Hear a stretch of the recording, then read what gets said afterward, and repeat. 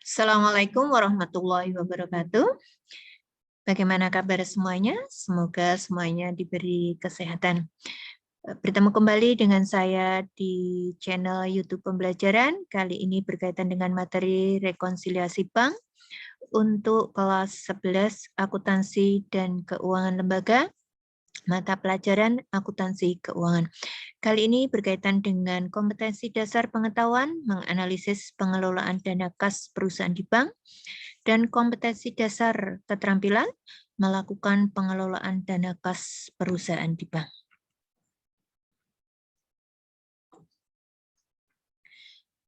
Sebelumnya kita harus memahami terlebih dahulu definisi dari rekonsiliasi bank, yaitu proses penyesuaian atas catatan kas di perusahaan yang berbeda dengan catatan kas di bank untuk menghasilkan saldo yang sama. Jadi tujuan dari rekonsiliasi bank ini biar saldonya sama antara catatan kas di perusahaan dengan catatan kas di bank. Nah, atau bisa juga didefinisikan menyeimbangkan saldo catatan kas menurut perusahaan dengan saldo kas menurut catatan bank. Itu seperti itu definisi dari rekonsiliasi bank. Kemudian, penyebab terjadinya perbedaan saldo di perusahaan dengan saldo kas di bank. Ada 5 penyebab. Yang pertama, setoran dalam perjalanan atau deposit in transit, yaitu transaksi yang sudah dicatat oleh perusahaan tetapi belum dicatat oleh bank. Ini berakibat pada penambahan saldo kas bank. Deposit in transit atau setoran dalam perjalanan bisa disebabkan yang pertama itu pas saat menyetor, ya, saat menyetor itu rekening korannya itu sudah ditutup. Jadi misalnya pada akhir bulan, kemudian rekening koran sudah tertutup, kemudian setelah itu baru pihak perusahaan menyetor uang ke bank. Itu bisa menyebabkan deposit in transit. Pada hari berikutnya baru kemudian bank akan mencatatnya. Kalau terjadi seperti ini, maka yang terpengaruh adalah catatan kas bank akan bertambah. Kemudian bisa jadi juga karena hari libur. Jadi misalnya hari ini penerimaan kas, kemudian sudah mendekati waktu tutup kantor, kemudian hari berikutnya adalah hari libur. Nah, itu bisa menjadikan deposit in transit atau setoran dalam perjalanan. Ya, seperti itu. Ini efeknya sama, akan menambah catatan saldo kas bank. Kemudian yang kedua adalah cek dalam peredaran, outstanding check. Cek dalam peredaran, outstanding check, yakni cek yang dikeluarkan oleh perusahaan tetapi belum diuangkan oleh pemegangnya ke bank. Transaksi ini, ya, kalau cek dalam peredaran, itu akan mengurangi saldo catatan kas di bank. Jadi misalnya begini, perusahaan membayar kepada kreditor, misalnya ke perusahaan A, B, C, D, itu dengan cek, maka perusahaan kan sudah mencatat sebagai pengeluaran. Nah, dari perusahaan A, B, C, dan D itu tadi, ternyata salah satu atau dua itu belum menguangkan ceknya ke bank. Maka itu yang disebut dengan cek dalam peredaran. Nah, nanti kalau mereka harusnya kan menguangkan, nah biar sama, itu maka perlu dikoreksi seperti tadi. Apa? Saldo kas di bank akan berkurang. Kemudian penyebab yang ketiga adalah adanya transaksi yang telah dicatat oleh bank, tetapi belum dicatat oleh perusahaan. Antara lain misalnya 1, inkaso, yaitu penagihan piutang yang dilakukan oleh bank. Transaksi ini sudah dicatat oleh bank, tetapi belum dicatat oleh perusahaan. Maka berpengaruh pada bertambahnya catatan saldo kas di perusahaan. Karena inkaso itu penagihan piutang, ya, yang dilakukan oleh bank. otomatis kasnya harus bertambah. Kemudian yang kedua adalah biaya inkaso. Biasanya ketika terjadi penagihan piutang oleh pihak bank, maka perusahaan akan dibebani biaya inkaso. Biaya inkaso ini bank sudah mencatat, maka perusahaan juga akan mencatatnya dengan nanti pengaruhnya adalah mengurangi saldo catatan perusahaan. Kemudian yang berikutnya adalah jasa giro atau pendapatan bunga atau interest revenue. Bank sudah mencatat, tetapi perusahaan belum. Maka ini pengaruhnya karena pendapatan pasti akan menambah saldo catatan perusahaan. Kemudian beban administrasi bank atau bank service charge. Ini bank sudah mencatat tetapi perusahaan belum. Maka ketika beban otomatis akan mengurangi saldo catatan perusahaan. Kemudian yang keempat adalah adanya kesalahan pencatatan baik yang dilakukan oleh bank maupun oleh perusahaan. Jadi nanti untuk ini tergantung siapa yang salah melakukan pencatatan, baru kemudian akan dilakukan rekonsiliasi, baik menambah ataupun mengurangi. Kemudian yang berikutnya adalah, yang terakhir adalah yang berpengaruh adalah cek kosong atau NSF, non-sufficient fund, yaitu cek yang tidak cukup dananya sehingga ditolak oleh bank. Maka hal ini akan mengurangi saldo kas perusahaan. Jadi misalnya seperti ini. Perusahaan kita menerima pembayaran dari debitur kita dengan cek. Kemudian kita sudah mencatatnya dalam penerimaan. Kemudian kita tukarkan cek tersebut ke bank. Ternyata dananya tidak cukup dari perusahaan debitur kita itu. Maka itu yang disebut cek kosong. Nah, otomatis pengaruhnya adalah akan mengurangi saldo catatan perusahaan. Baik. Kesimpulan dari penyebab perbedaan dan cara mencatatnya. Yang pertama, saldo kas menurut catatan perusahaan. Menambah saldo kas itu apa saja? 1. Inkaso atau penagihan hutang tadi akan menambah saldo kas catatan perusahaan. Kemudian yang kedua, jasa giro atau pendapatan bunga, interest revenue tadi.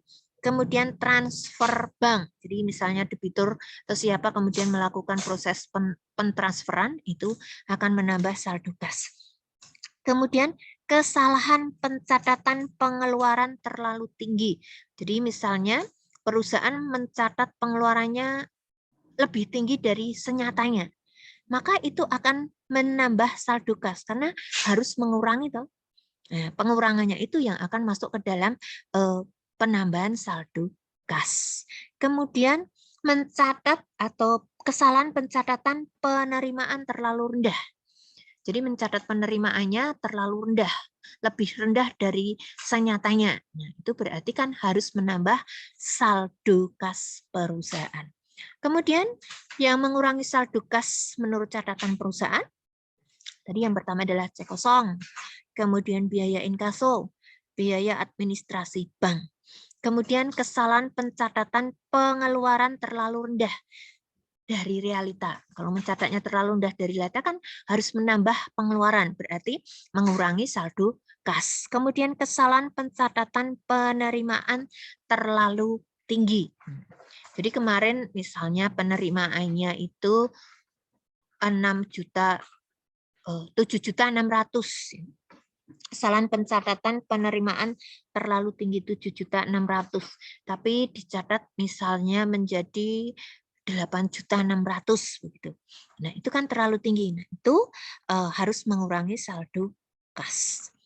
Kemudian saldo kas menurut catatan bank. Yang menambah saldo kas menurut catatan bank yang pertama adalah setoran dalam perjalanan atau deposit in transit. Kemudian yang kedua adalah kesalahan pencatatan pengeluaran terlalu tinggi. Sama ya. Jadi ketika mencatat pengeluaran terlalu tinggi, maka ini akan menambah dari saldo kas di bank. Yang salah mencatat bank kalau seperti ini. Kemudian kesalahan pencatatan penerimaan terlalu rendah. Kemudian mengurangi saldo kas bank, yang pertama cek dalam peredaran atau outstanding check, kesalahan pencatatan pengeluaran terlalu rendah, dan kesalahan pencatatan penerimaan terlalu tinggi. Penjelasannya sama ketika terjadi di catatan perusahaan. Kita akan membahas contoh soal ya. Saldo rekening Bank BCA di CVR1 pada tanggal 30 September 2020 menunjukkan jumlah 78.750.000. Kas menurut catatan perusahaan pada tanggal tersebut menunjukkan sebesar 81.500.000.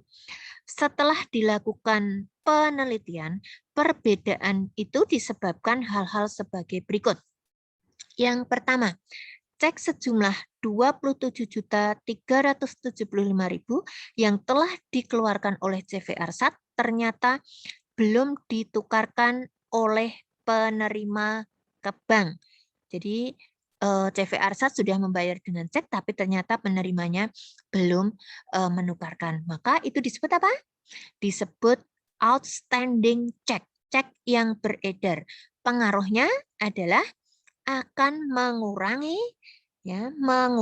saldo catatan bank. Kita catat 27.375.000. Masuk soal yang kedua. Bersama dengan laporan rekening koran yang diberikan oleh Bank BCA, juga diberitahukan bahwa ada setoran dari pelanggan melalui bank untuk pembayaran utangnya sebesar Rp6.975.000. Artinya bank sudah mencatat, tetapi perusahaan belum. Ini maka pengaruhnya adalah akan menambah saldo kas perusahaan. Kita lihat. Ini transfer dari langganan, ini ditambah ya saldo kas menurut catatan perusahaan. Transfer dari langganan Rp6.975.000. Lanjut.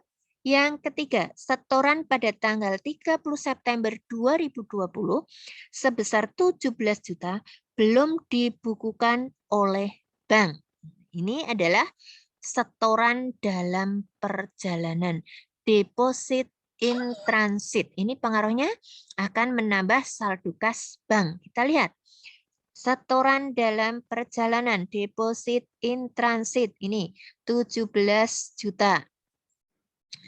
Kita catat ya, sudah di situ. Kemudian yang keempat, sebuah cek yang diterima dari debitur senilai 4 juta setelah ditukarkan ke bank, ternyata dana debitur tersebut tidak cukup.